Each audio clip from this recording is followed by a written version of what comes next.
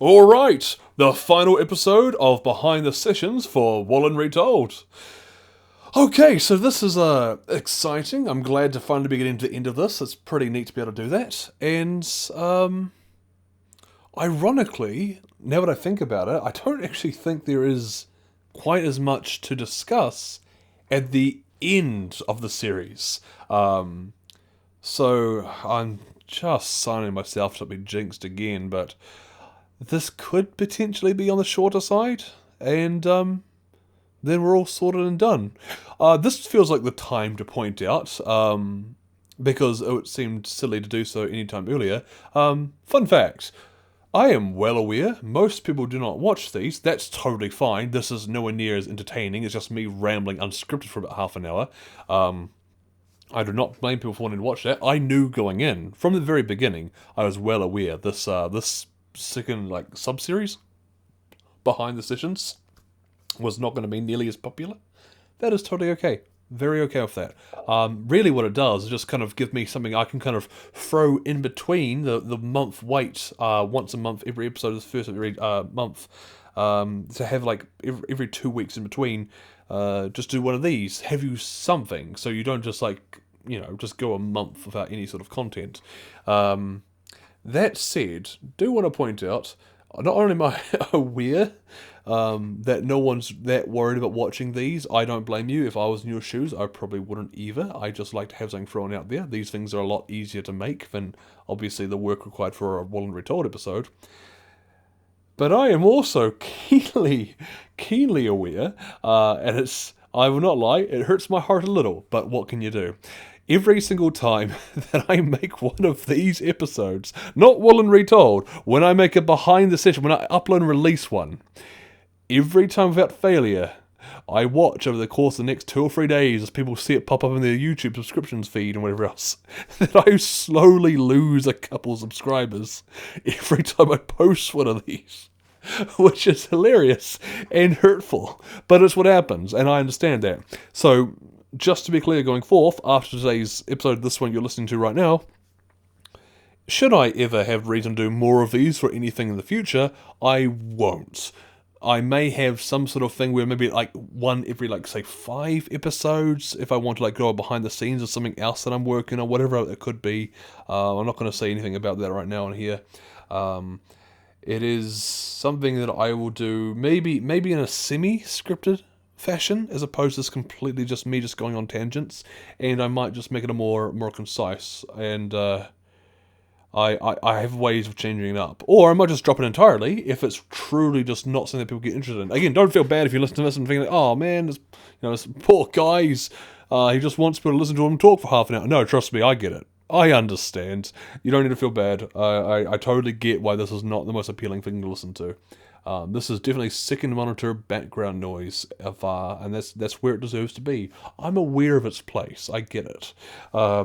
Anyway, that to be said, just so you know, if you listen to this, don't worry. This is the last time you have to listen to this ramble this much for maybe forever, if you could be so lucky.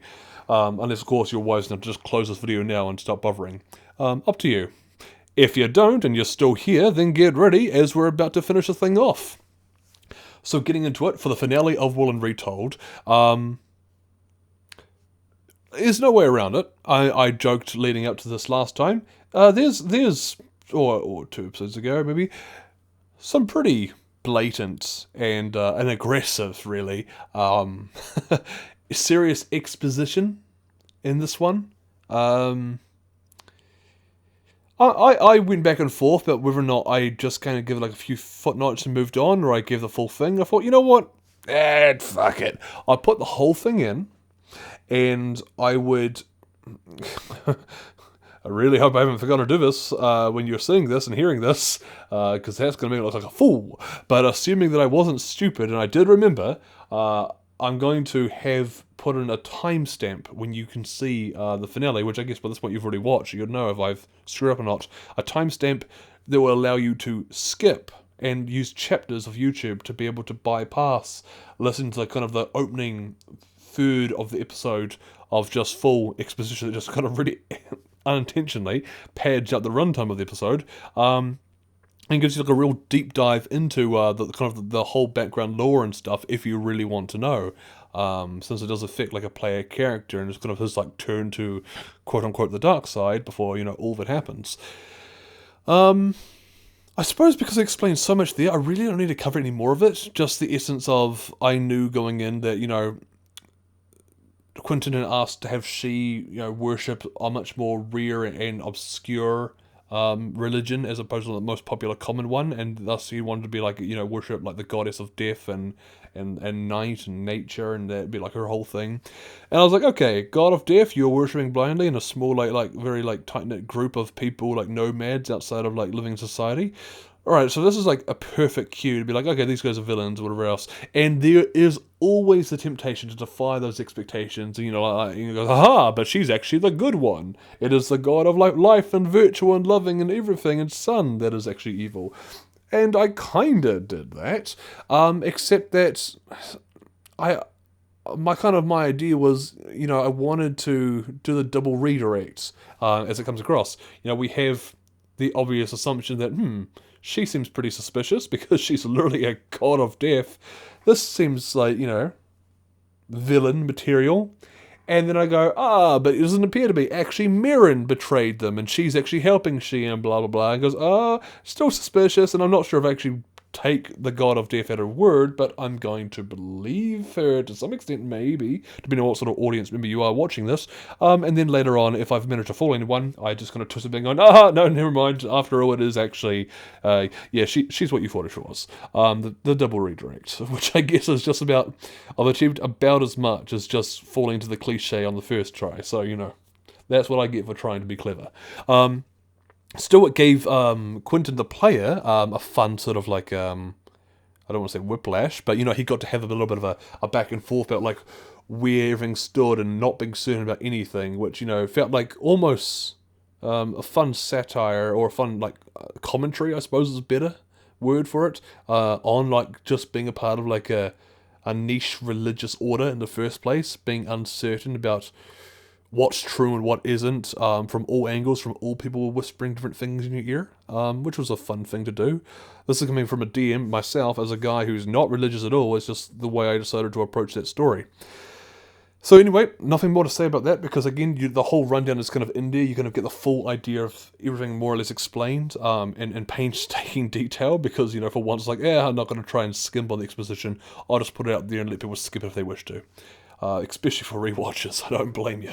Now, that being said, we get to go into the full-scale war that essentially starts to happen. The surprise 3/4-way sort of like full-on attacks from all sides, all armies kind of colluding together, and what makes for one hell of a fitting conclusion finale to the whole thing. I've expressed this before, so I won't harp on this point too much, which again is just going to help this runtime of this video stay lower than I would otherwise imagine it would go. I've expressed my regrets about the fact that, again, I can't do a lot about it, really. There are some ideas that I floated around in a few sessions ago, but when you have a sandbox campaign, there's people like Pope Eusebius and his big surprise and his plot twist and all that he gets up to, that you can only foreshadow so much if your players aren't in the right place and aren't listening to the right things in order to recognize there's a bigger threat building in the background. They knew about the Gravelord. That one was a little bit easier. It's a bit more directly involved early on that would imply and hint at things. Pope Eusebius was a lot harder to get the players to be aware of because they spent so much time on the wrong side of the island to be around any of the mischief that the Pope was planning. So there was that. Of course, they followed Ryuzaki's storyline more and hanged out with him more on the Bree. That would have, of course, cued to that, but I've said this much already. So if you watch all of these episodes instead of just this one, then you'll know what I'm talking about. So sadly, I know it's a bit anticlimactic. I know it's, it's a bit of a, a bit of a kind of a wet fart of a thing that this Pope just appears and goes, hey, I'm the Pope. He goes, whoa, we've never seen him before. And he goes, surprise, I'm not the Pope. I'm a lich. And it's like, okay. That kind of came out of nowhere. That feels, very forceful, like, for the finale shit. But sadly, like, what was like a long-term planned thing that was going on, it was kind of connected with the Gravelord, and and it's just something that appears rushed because it was hard to get on screen when the players are the ones not only holding the camera, but taking it and running off of it and go where the hell they want. That's sandbox open world campaign for you. So ultimately, overall, I'd rather it be something they could have missed, and they did, and have this sort of anticlimactic feeling for this, like, villain that, of course, it's not, the biggest end all. This is not like the major part of the thing. The big, really important villains, was like majority Doris, kind of she is the Nightingale, and then in a smaller essence, the Gravelord also played a bit of a part. We got to see a bit of him. So really, Pope Eusebius being, as far as things played out, the least important part of this whole thing, got the least amount of screen time, does feel at least appropriate. But that's just how it plays. That's just how it goes. And ultimately, it's better off to have this villain just kind of come out of nowhere, going, So if we'd been spreading out our heroism as a party and trying to do more for everyone around the whole place, when we might have been able to catch and stop that stuff early, which they could have done. But such is how it falls. Poor old Ryuzaki did not get treated well here. I mean, not really anyone did by the end. It's I'm being all happy and chummy, but I just you guys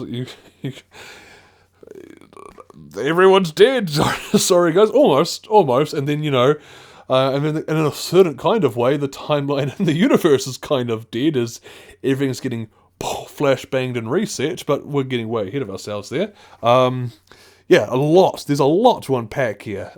So forgive me for coming in so callous and all just kind of like, I suppose, like nonchalant about it. Oh, getting messages when trying to do things. Oh no. Alright, sorry. I'll focus on this and deal with that later. Hopefully there's the only notification coming through. Even in the finale episode, I'm still being very much not a professional. Unfortunate, but suppose at this point this is what you sign up for, right? Thanks for still being here, by the way. Right, so moving on from that, the kobolds. Holy crap. The kobolds, I love the kobolds. I say that every time I get the chance to. They're wonderful. I love them. They're so much fun to play because they're so goddamn dumb. It's the one excuse I have as a DM to stop overthinking everything and stop putting so much effort into trying to focus on how I'm roleplaying a character. Instead, just be kind of an idiot. Just kind of get to turn the brain off while DMing, for a short minute. Just play these morons. The kill the sun thing. I truly cannot stress this enough. Not planned. From the very beginning, end of episode 2, second session, the kill the sun thing was like a funny gag that I just liked. I just liked the idea that these stupid, beautiful, stupid idiots were trying to somehow fly towards the sun and kill it. And had this... God, it makes me laugh. It's so stupid, but it just tickles me. I just love this moronic species of dragon. Technically what they are, I suppose. And these wonderful, wonderful, wonderful creatures are somehow able to come into the finale and be one of the biggest long-term payoffs across the campaign by complete coincidence and accident, which, makes sense. For kobolds, the only brilliant and amazing and impressive things they end up doing would absolutely be by accident, not intentional at all. The Sunlight Church was a thing that, only became relevant because we had Quentin come in and be like, hey, I like having characters with religious stuff and I want to play into that element. It's alright, I wasn't really doing that so far. It's not really the sort of thing that I go for in fantasy or real life, but because it's something you're interested in, I will absolutely incorporate more religious elements into it and make a story for you around it.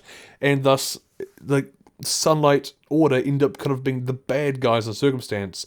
So when I started to see the early signs coming in ahead of this episode that there was a possible correlation of things colliding that would allow the kobolds to have the whole kill the sun mentality, and be able to see the enemies that the party were fighting off and trying to defeat as the big bad guys, being literally the people that represent the sun. Oh, it's so good. It's so good. And I want to be clear, I'm not being an egotistical little asshole about this. I'm not being full of pride or any sort of shit. I'm proud of it, but it's not of myself.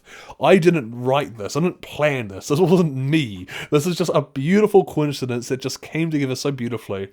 And it will just always just warm my heart to know that in the end, the kill the sun stupid joke from the kobolds actually paid off in such a fantastic way. That makes no one happier than me. It's just so goddamn good. It's so good, and I can say that without feeling like a proud egotistical maniac, because it truly, truly was not up to me. I could not have written that on purpose. It's too good. Beautiful. I love that so much.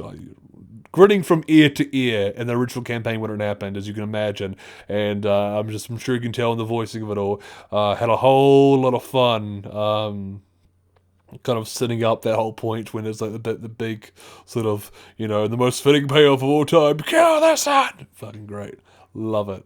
Bloody good. Anyway, that's enough gushing about that. I just want you to know how much I'm so happy that happened the way that it did. I love my kobolds to death. Now, right, moving on. Again, there's not a lot of things that need saying. It's like, especially until you watch the epilogue, a lot of the stuff is like up in the ear as to like what the hell's going on and everything. So really, I wasn't planning to say this either, but it actually occurs to me it might be something worth pointing out. Is it worth pointing out? You know what? Sorry, I know this is like a terrible case of like giving you like blue balls. It's not something I want to actually discuss. It's not a big deal. It doesn't matter at all. It won't have any effect on the actual plot we're discussing, so don't worry. It's not like some huge, juicy trivia you're missing out on. It's like a smaller thing. So don't worry, I won't mention that. Sorry for bringing it up. This is a super shitty thing to do. It's not a big deal. Don't worry. You're not missing anything crazy. Moving on to something that is a really big deal and very interesting. And probably the main reason why you want to be here in the first place, the Fate card. Holy shit, team, that is... I have spent all this time informing you, especially since around the halfway point of this campaign when I was playing it, recognizing that for this has been my first campaign ever of D&D, my first exposure to it, never been a player, I've only been a DM, I realised I want to have this whole... experience be not only a fun, cool thing for me to explore and try things, but to really push it to its limits and stress test so many fun ideas that you could easily see being such a terrible idea to actually do in your campaign. So things that I've done, just to recap, I have introduced time travel into my D&D campaign. I have introduced time loops into my D&D campaign. I have... allowed wishes to be completely unlimited in their power, completely dismiss the rules of the actual spell and the recommended restrictions you put on it in the DM's guide and the player's handbook and stuff.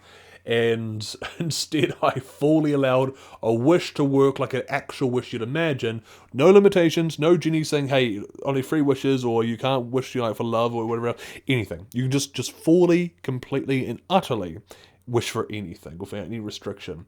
And an extension of that was the Fate card, where it allows you to rewrite one aspect of reality. And while that's closer to the actual intended rules, and I didn't deviate that far from them, in fact, the exact ruling itself, as worded, I even say it out at the end of this episode, it is exactly how the actual card is written, word for word.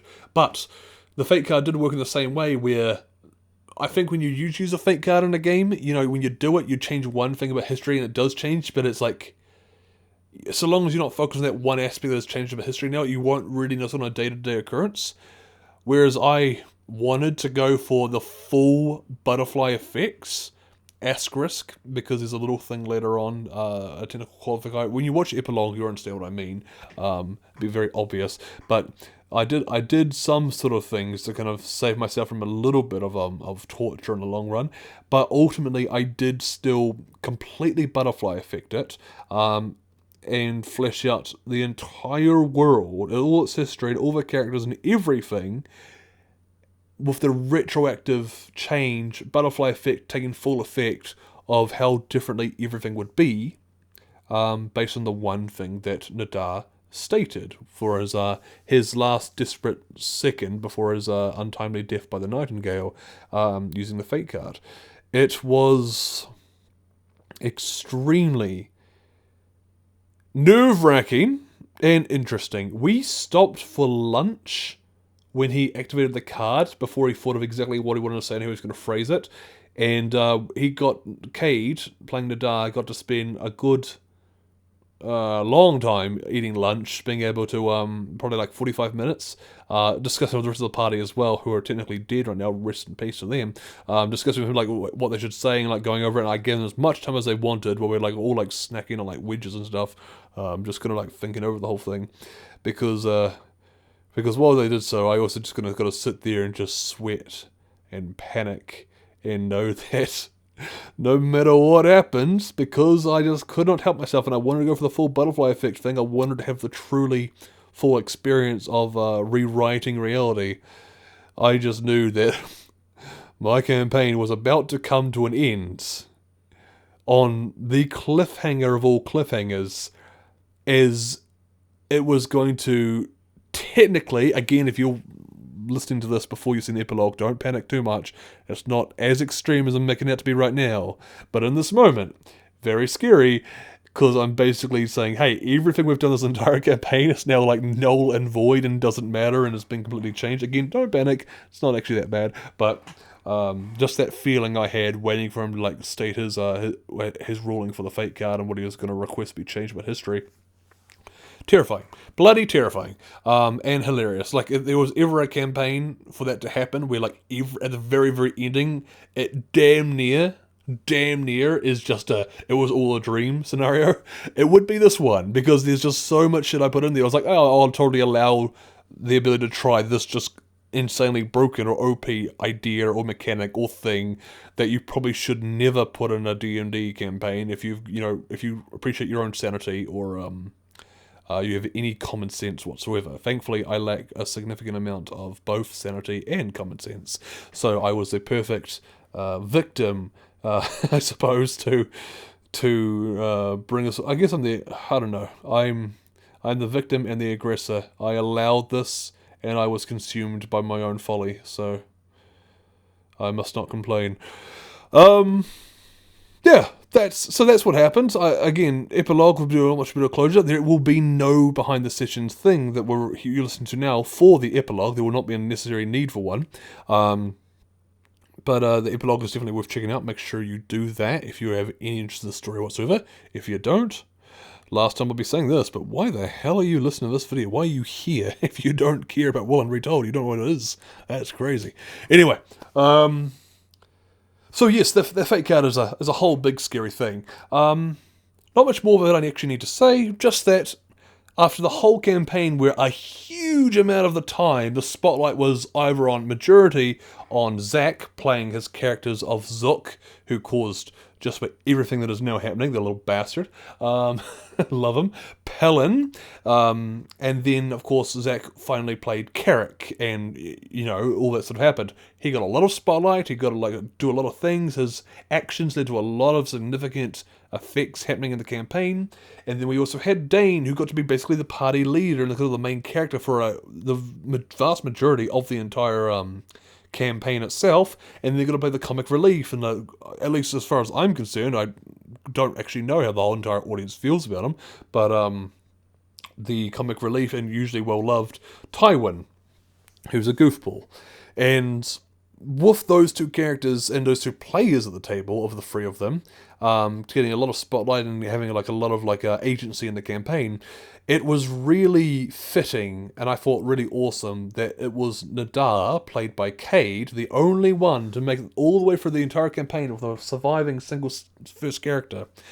He was the one who got to have the ultimate final spotlight. He got to have his big moment right at the very end, and had by far one of the most extreme choices to make, completely by himself. Despite the input he got from the players, it was completely up to him, and I really stressed it to him when it was time to say his thing. He was very free to ignore the other players completely and do whatever he wanted, because he was the only one left alive. It was his card. He drove into many things. It was all on his shoulders, and so he got to really have fun deciding what he wanted to do and what he was best. And it just fits so well that he got to be kind of the party lawkeeper. He had this whole wonderful... he didn't even take notes, just had a bloody good memory. And he paid attention to these things. You know, he figured out the Cole Skinner thing and whatever else. He clued in so many details that we've seen previously in previous episodes. So it was all really fitting in how it came together, and it was really awesome to see that Cade got to be the one who used that law-keeping knowledge, like his like strength and what he brought to the table from all the players playing the game. That he got to use that his best muscle, the lawkeeper status, to ultimately affect the actual lore of the bloody game to such an extreme that it literally concludes the entire campaign on his words. And I think that's awesome. I'm very happy that Cade was given the chance to play Nadar and have finally a well-deserved spotlight pointed all on him as he took center stage after having been such a good sport and stepped aside for the others to take so much of the spotlight throughout most of the game. And quite honestly, we're coming in a bit short of time compared to what I usually do, which, you know, it really is a miracle. But that's basically everything I need to say. There's not a lot more that needs to be discussed when you've actually already seen how the story ends. The epilogue will give you the rest of the details you need to know. And so this is the end of the Behind the Session series, and thank you so much if you've actually listened to all of these. I do not blame you in the slightest if you haven't, but you're made of something completely different if you've listened to every one of these. You're crazy, and I could not be more appreciative of you. With that being said, thank you all very much for listening, and I suppose you get to look forward to the epilogue and maybe whatever else comes next. And with that, I'll take my leave. Thank you very much for listening. And maybe I'll see you next time.